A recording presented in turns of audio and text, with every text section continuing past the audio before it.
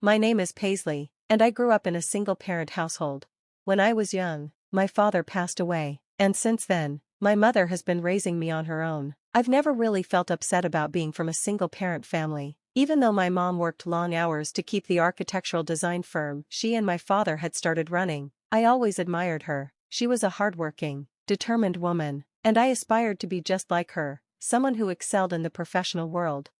But then one day, something happened that shattered my admiration.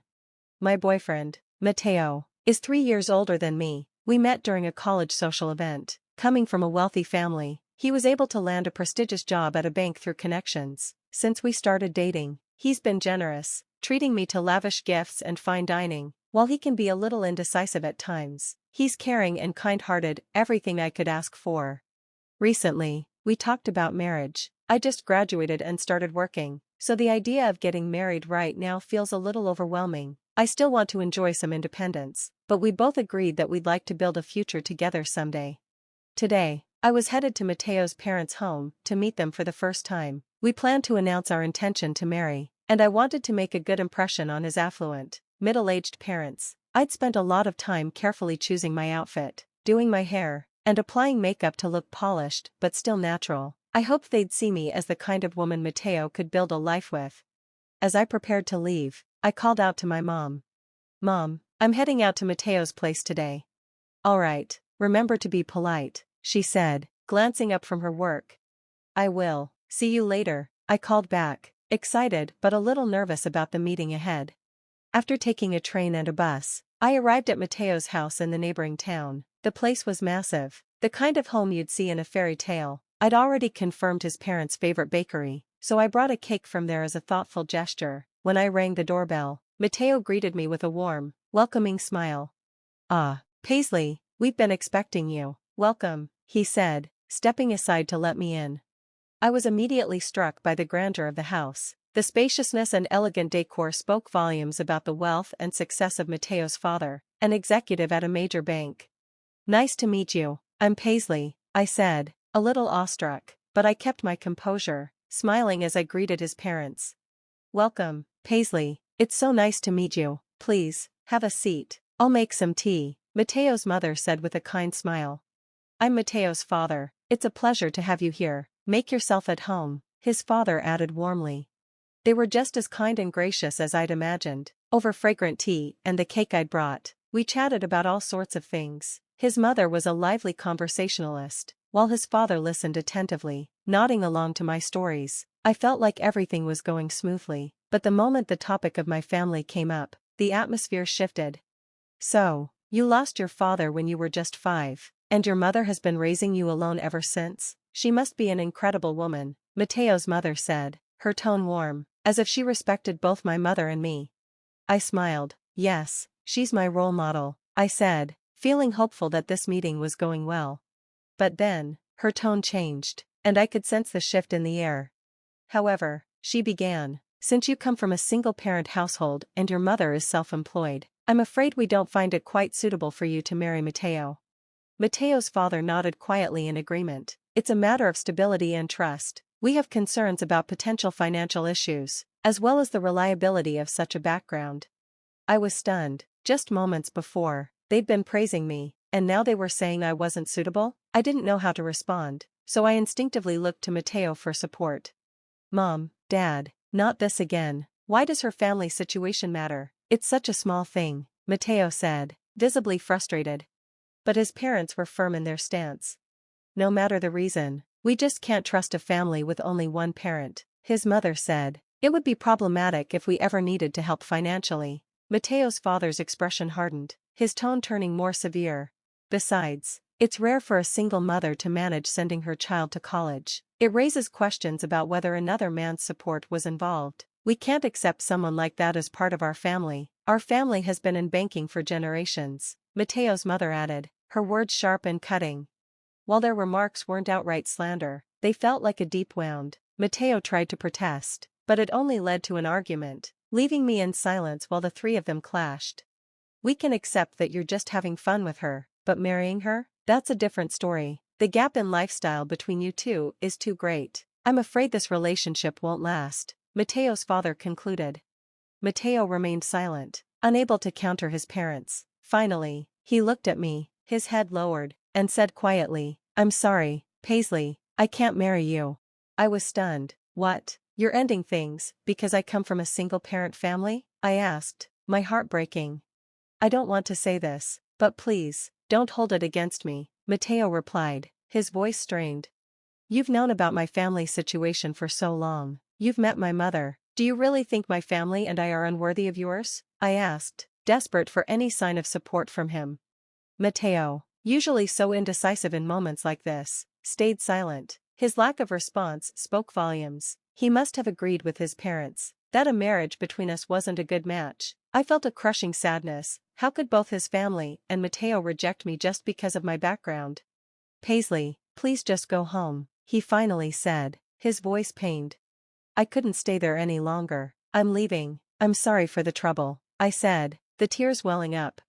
No one tried to stop me. They probably felt relieved that I was leaving. With tears streaming down my face, I walked out, my heart shattered, and made my way home. When I got back, my mom immediately noticed my tear-streaked face. "What happened?" she asked, concern lining her voice. There was no point in hiding it. She knew exactly where I had been and what I had been doing. It felt like a betrayal to tell her, as though I was dishonoring everything she had worked for, but I couldn't keep it from her. I told her everything. As I expected, my mother was furious at the way I had been treated. "Well, that's the kind of family they are, then. It seems like Mateo was just going along with them," she said, trying to comfort me. "Honestly, a marriage with someone like that wouldn't have lasted. I think it's for the best that you're not marrying him." "Mom," I started, but she kept going. "It must have been so hard for you, but you did well. I'm proud of you."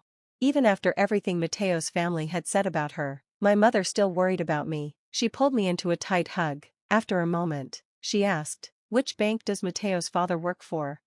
I remembered the name of the bank clearly. Mateo often bragged about it. When I told her, her expression shifted. "Paisley, your mom may not earn much, and you don't have a father here. I know it's easy to feel unlucky about that, but you should never feel ashamed or inferior because of it," she said, her voice firm but full of love. "After your father left, I raised you with that belief, and I'll never forgive Mateo and his family for what they did," she added. Even though I'd already cried on my way home, the tears started to flow again. My mother's words reminded me of something important. I loved her deeply. I admired her strength and resilience, and I wanted to be just like her. It was foolish to let Mateo's family make me feel less than, to let their rejection of me because of something as trivial as my family situation affect my view of myself. The next day, my mom told me. I looked into it, and as I suspected, our company has business dealings with Mateo's father's bank. I'm not going to continue working with them, not after what happened. I'll cancel the contract. She picked up the phone and called the bank as soon as they opened. Skipping over the loan officer, she asked to speak to the branch manager. "Branch manager," she began, her voice calm but resolute. "We're ending our business relationship with you. I'm sorry it's so sudden, but one of your officers treated my daughter terribly. If you're open to hearing the details, I'd be happy to explain it in person." "What do you say?" my mother finished, hanging up the phone. I had overheard her conversation just before I left for work. I knew she planned to terminate the contract, but I had no idea what would come next. It wasn't until a few days later that I received a call from Mateo, asking to meet me at a nearby park. When I arrived, Mateo and his parents were there, his parents glaring at me with cold eyes. Mateo's voice trembled with frustration as he spoke. "My dad just got fired, and when I asked why, they said it was because of you. What did you do, Paisley?" In that moment, everything clicked. The consequences of severing a contract, the devastating blow of losing trust in the world of banking, it all made sense. I realized that in an industry built on trust, when it's broken, the result is catastrophic. And his father's firing? It was the consequence of a tarnished reputation, a direct result of the trust lost from my mother's actions.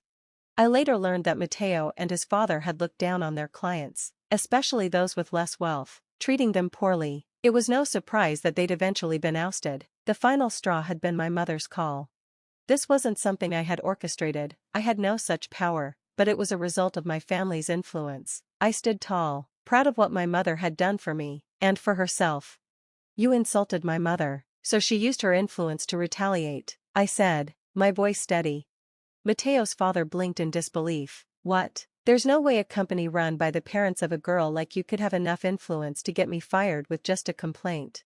True, I replied calmly. The company my mother runs isn't that big, but her influence doesn't stop there. Even without being directly involved in management, she holds a position that lets her impact other businesses. I took a deep breath before continuing. I now understand the full weight of the transactions my mother had with your bank. While her company may be small, she's also listed as a non-executive director in several of my grandfather's businesses. So when contracts with my grandfather's companies were terminated, it wasn't just your bank's dealings that were cut off. You see, my grandfather doesn't want to work with a bank that disrespects his granddaughter and daughter. I rattled off the names of several of my grandfather's companies, watching as the color drained from Mateo's father's face. That's absurd, he muttered, clearly in shock. There's nothing absurd about it. He's my grandfather, after all. Why would he want to deal with a bank that has treated his family this way? I concluded. The realization hit them hard. They sank to their knees in front of me, pressing their foreheads to the ground, sobbing, but I couldn't feel sorry for them. They were pitiful, yes, but I wasn't moved by their tears. Mateo clung to me, pleading, Paisley, I'm sorry for everything. I really wanted to marry you. I just thought you needed some space, because of how difficult my parents were being. He started listing excuse after excuse, trying to justify his actions, but I had already made up my mind. I shrugged off his hand, my voice firm. My mom is amazing. She's my role model. I don't want anything to do with you anymore. Anyone who disrespects her. I can't be with someone like you. I'm going home because my mom's worried. Goodbye, and don't ever contact me again. With that, I turned and walked away. Mateo didn't try to stop me. He just knelt there, watching as I left, unable to move. In the aftermath, Mateo's family, suddenly unemployed and powerless, struggled to maintain their lifestyle. They started selling off their luxury items, their cars, and eventually had to let go of their house. My mother and grandfather, through their careful actions and connections, had made it clear that disrespecting us had consequences. While I couldn't take full credit for their downfall, I felt a sense of justice. I didn't have to marry a man who believed he was superior to others just because of his wealth. As for me, I've just started my career, and there are more challenges ahead than victories. But this experience has taught me valuable lessons about standing up for myself and the importance of being discerning when choosing the people who will be a part of my life. My goals haven't changed, though. I still want to be as strong and successful as my mother, a woman who protects her family, who works hard every day, and who is never afraid to fight for what's right. That's the kind of woman I aspire to be.